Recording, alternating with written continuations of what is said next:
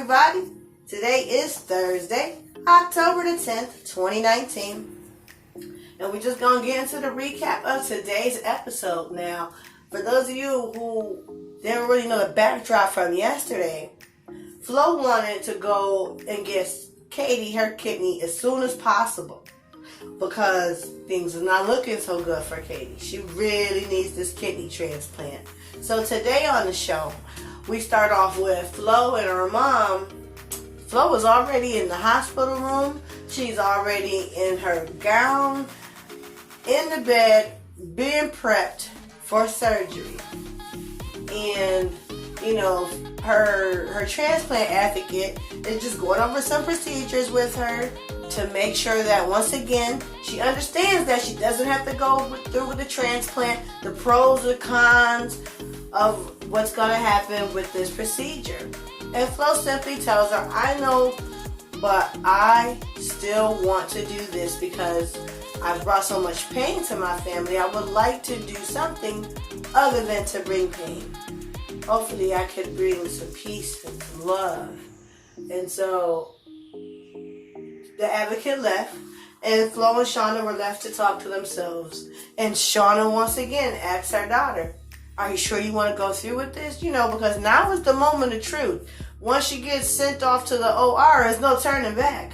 But she reassured her mom that she's confident that she's doing the right thing. She doesn't plan on turning her back on her arm. So they sent her off to surgery, and Shauna went to the recovery area to wait. And of course, like any person that's in the recovery area, your nerves are shot. You are anxious. You are crazy. You want to know how's the surgery. And this is her only child. This is pretty much the only family that Shauna has. So, you know, she was becoming a bit uneasy, a bit nervous, because she wants her daughter to pull through. She wants the best for Katie, but more importantly, she wants Flo to be alright.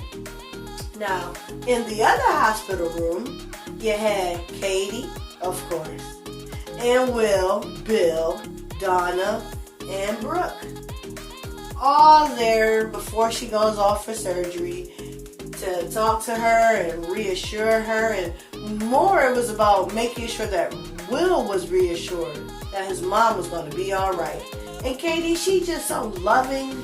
She did a really good job of assuring him. I don't think most of us out here in the real world could have given our children the type of assurance that Katie gave to Will. So I thought that was really good. And I think that once Donna and Will went off to play, it also put Katie's mind at ease to see that Will was at ease. And so the doctor came in and pretty much was telling her what she was about to go through in this process. And from here on out, Katie won't have 2 kidneys. She won't have 1 kidney. She's going to have 3 kidneys. I know it's so weird. I've never heard of this before, but if it's real, that's a cool thing. But so she spent a couple minutes alone with Bill and Will, and Donna and Brooke came out of the room. Meanwhile, out in the waiting area, you had Hope and Liam, and they were out there pacing back and forth, and you know, they kept looking towards the door. They're worried too. They want Katie to be okay. Then Rich, he popped up. So then they're talking to him, and Rich was just straight up honest with them. Told them that he was out of the house. He told them why he was out of the house. And Liam and Hope was just nodding their head, but you know, Liam was like, you know, Rich, we really respect your honesty. I guess he felt he don't want nobody to hear it except from him, which I agree. Then Brooke comes out because, as I just told you, she left the room so that Bill and Will could have a few moments alone before she went down to the ER. And she's like, you know, Rich, well, what are you doing here? And he's just like, you know, I know you a strong woman. I know you was going to be here to see about your sister and see after your sister, but who's going to look after you? Who's going to take care of you? Strong women need love and hugs too. So she embraced him, and he sat with her and they talked. And everything was going good until she started bringing up Douglas and Hope and Liam.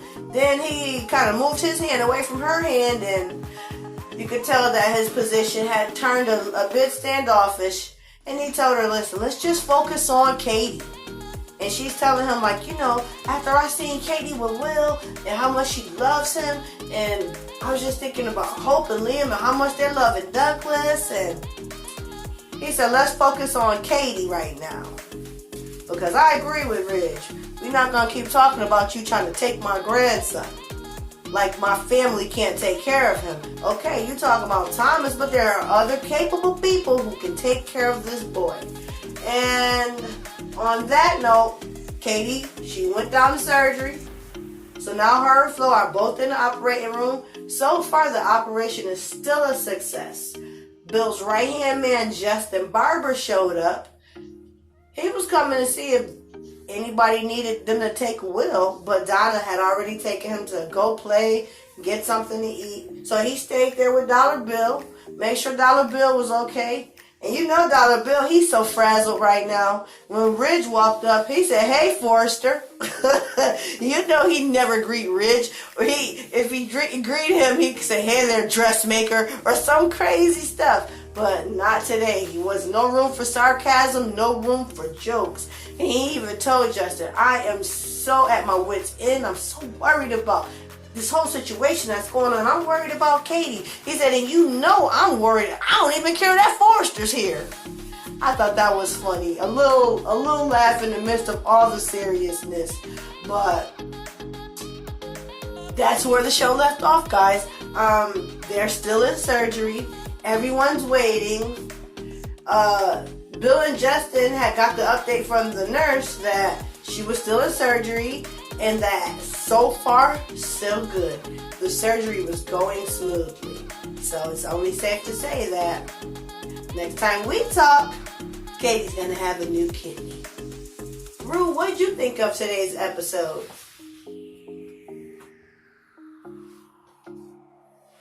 I thought that Ridge being there for Brooke at the hospital, even though they're still going through some problems, it was nice of him because he could have been at home with Steffi trying to fix his family, but instead he chose to be over there with Brooke. And I still think Flo is doing a very, very good job of doing this for Katie. It's very selfless of her. And that's my opinion on today's episode. It really is a selfless act. Whether she decided to be anonymous or not. Undergoing a knife, and especially when you're doing it for someone else, it's a selfless act. Through and through. I commend any person that is willing and able to donate. Now, without further ado, because I kind of did give my opinion as I talked, so I'm not going to go into any more. But we are going to talk about the B&B Fun Facts for today. And today I have a multiple choice question for you. Put your minds back and let's take it back to a time when Darla Forrester was in the picture. Yes, and the question of the day is, who killed Darla Forrester? Was it A, Sally Spectra? And I'm not talking about the current Sally Spectra. I'm talking about the powerhouse mogul Sally Spectra. Was it A, Sally Spectra? Was it B, Dr. Taylor Hayes, which we all know is Steffi and Thomas's mom? Was it C, Stephanie Forrester? Or was it D, Allie Forrester, who was Darla's stepdaughter and Thorne's daughter? I want you guys to think about this. Rue, I want you to be thinking about this. Put the timer in your head. We got a 5-second count, guys. Who killed Darla?